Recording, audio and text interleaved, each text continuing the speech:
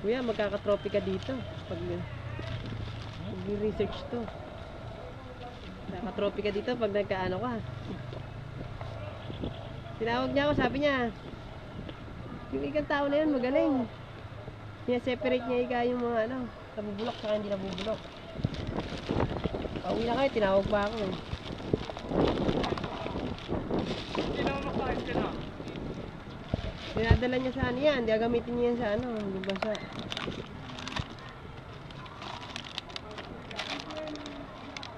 Malalagay ka niya sa internet, kuya. Malagay ka sa ano, journalist.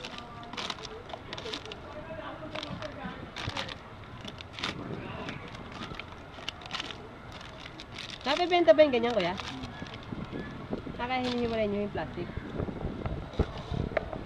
Saan po kayo? Tauhan po kayo mismo ng ano? Ng eskwelahan.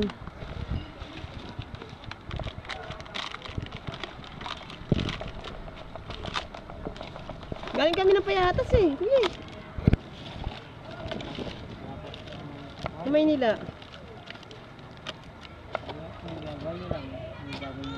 Hindi, nag-research lang ng mga, ano, mga ganyan. Binibidyoan yung mga basura.